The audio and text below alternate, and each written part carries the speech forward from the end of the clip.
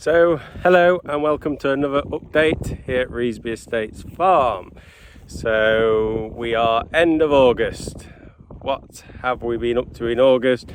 Mainly focusing around the harvest. We've ended up with about 42.5 millimeters of rain, which sounds a nice amount, but August is traditionally the wettest month of the year because we get the big storms come through.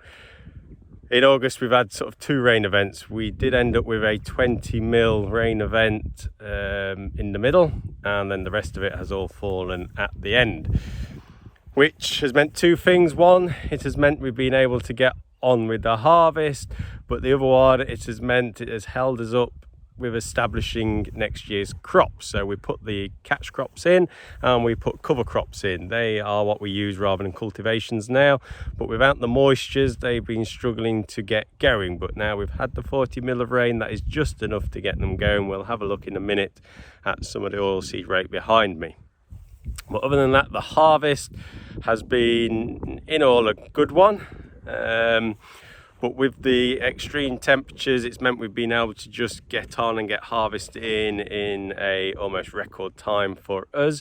But it's meant that we haven't had to run the dryer. Now, typically we would run quite a large, nearly 50% of our winter wheat through the dryer. We've got to get the wheat below 15% moisture to store and to sell. So if it comes in above that, we can be bringing it in above 20% sometimes because the weather's against us and the crop won't keep in the field. It'll start trying to grow again, it'll spoil the quality, so we have to get it in. Luckily this year every single load has been 15% and below, so that will save us in the region of 25,000 litres of diesel we burn through there, which is a win for us and a win for the environment, so which is good news. But the downside, although it's been a fairly straightforward harvest, it has been carried stresses within it, because with the extreme heats we had, these machines are running extremely hot in extremely dusty conditions, so the risk of fire, you've probably seen it on the news and social medias, has been a very true and apparent risk this year. But luckily we have a good team who try their hardest to do everything we can to eliminate that risk, as you will see in this clip. So we are on the 10th of August. We are just over 50% through our harvest now, and we have yet again got another extreme heat warning through from the Met Office. Extremely ruining times when we're trying to harvest these crops, given how dry it is. So routinely anyway, every day you can see Adrian up on the combine there blowing down, try and get as much dust down to the way as we can. The combine does have a blowdown kit on itself to stop dust settling, chaff settling, trying to reduce the risk of fires as much as we can. These machines run incredibly hot because they're working hard, so we do routinely blow down, trying to reduce the risk of fire the best we can. You can also see in the background just behind me here, these IBCs. This fan follows the combine everywhere we go with water on it.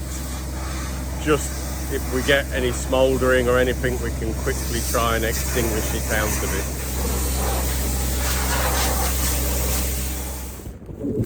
it. So yeah, harvest is over.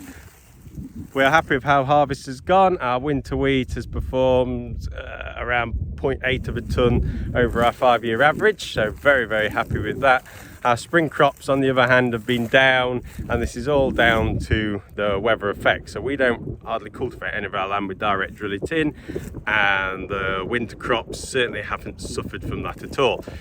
We've trapped the moistures in there, they followed it down and kept going. We had beautiful sunshine in May and June, which has enabled them to build weight into the grain they had. They have been hurt by the extremely dry April. They will lose tillers because they adjust to what's in front of them. So if they are seeing a bit of water stress, they will drop tillers off to enable them to keep going with the main stem. So I believe that did happen, but we've made up the difference by having the sunshine in the way. The biggest problem was the spring crops. They sort of went in March, just got growing, but because their roots are only in the very top surface, they do struggle to then hold on to the moistures. Stood still all the way through. I think it was about 3 mil of rain in April, that was it. Stood still then, so they really only had May, June, part of July to do their growing. So they struggled, but they haven't been a disaster in any means. So yeah, very happy with harvest. We will just take a look at this clip now of us completing our harvest. So we're at the end of the month. We are just about completed on our harvest. We've just got our large winter wheat plots here to harvest now. We've left these till the end because these take a lot of time to cut. We've got 19 different plots, all at half a hectare each.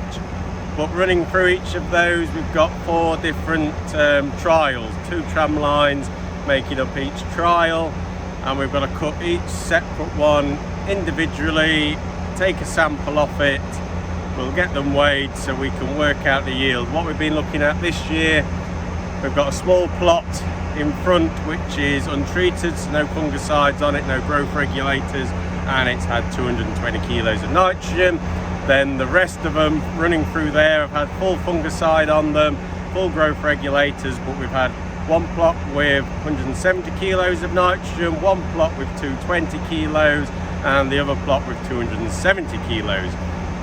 We all know where the gas prices are going. Gas is the key ingredient into making nitrogen, so we're just trying to learn where our own nitrogen curve is. When does it become not viable anymore to put any more extra nitrogen on? So by doing this between each different variety, we're learning how each different variety responds to nitrogen, and we can tailor our needs to be precise on what we need. So yeah, a lot of trials out here. I don't know if you can see, if I spin the camera in front, what's looking ahead of us. You can see the colours change for the different varieties. So I'll get on and start cutting and hopefully show you a little bit more as we're cutting in it.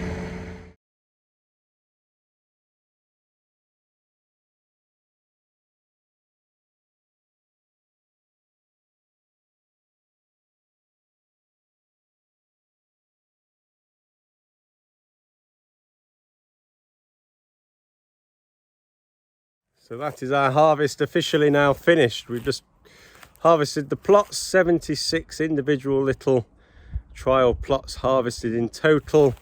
As you can see, it's getting dark. It's 8:30, so not too bad. It took us almost 9 hours to get the trials in, but I'll take the data back now. I'll probably next month share that data with you so you can see what we've been getting off there with the nitrogen efficiency trials. So yes, well done to the team, cracking effort. So that was our 2022 harvest all wrapped up, but meanwhile, whilst that's been taking place, we've been preparations underway for the 23 harvest. So I'm stood at the moment in one of our oilseed rape fields. We'll just take a closer look in this at the moment. So this was drilled back in, I think it was around the 8th or 9th of August. We'd had a little bit of rain, so we popped it in, then it stood dry for a little while, but then, like I say, we've had 45 mils, so that's really pushed this crop on. So if we take a closer look down here, you can see the oilseed rape plants here really have started pushing on. And if you notice some different leaf shapes in here, so the likes of this one here, this is not a rape plant. If I just pull it up, there you can see this plant here really pushing. There's that one there, or then what we have next to it, this is the actual oilseed rape. So this is known as buckwheat, and this is what we call a companion crop. So this is in here to basically, it does several things. The rooting, for one, it helps structure up the soil for us, because we haven't done any cultivations in here, just gone straight in with the drill. It's good at scavenging phosphates onto soil. Buckwheat is very good at cycling phosphates for us. So this will scavenge the phosphate out, then as this dies and decays down, release that phosphate back into solution for the growing plant. But the other thing it's doing for us is helping disguise the rape. Now this rape's getting going now and getting above the canopy, so it's not so crucial in here. But on some of the other crops where the rapes are only at the small cotyledon sort of first true leaf stage, this buckwheat has got going quick. It's a very fast growing plant. In fact, you can just see there the white dots are its flower heads. It's going to set seed pretty soon. It's only been in since the beginning of August. But it shades out the rape and protects it from a pest we call flea beetle. Flea beetle, I believe, are seeing the brown soil, so the more we can not have brown soil, the less the flea beetle are likely to come in here and invade and find my rape and eat it. They will either damage it by actual eating on it, or then they lay their eggs, which hatch out, and the larvae burrow into the plant and actually cause more damage that way, all through the rest of the winter. But by disguising it, the flea beetle don't actually find the rape in the first place. So that's why this is in there. The good thing about buckwheat is it's very frost sensitive. So the first frost we get this year, only minor frost will actually destroy this and kill it. So we don't have to interact to take this out of the crop. Mother Nature does it for us, but in doing so it structured the soil up and it will put phosphate back into the rape, so it's a bit of a win-win for the rape plant. So that's next year's oilseed rape growing, which will be used for all types of things. Could be veg oils, what you find in your shop. So if you pick the bottle of oil up with the little yellow flowers on it, that could well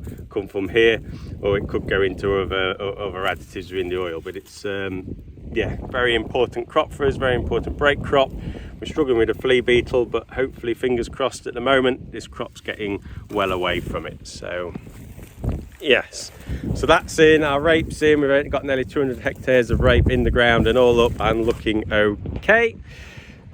Next things on the list for us really as we move into September, we've got some winter barleys which will go in towards the end of September. We've got some more cover crops to plant ahead of beans. Don't plant them too soon because they'll get too ahead of themselves, so they will come mid-September.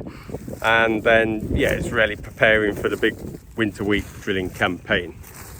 So if you join us next month, I will go through some of the decision making. I think what we make when we're choosing the wheat varieties, what go into the ground, then what we do to get them prepared ready for drilling, and then hopefully we don't really drill till the very end of September, beginning of October, depending what the weather's looking like.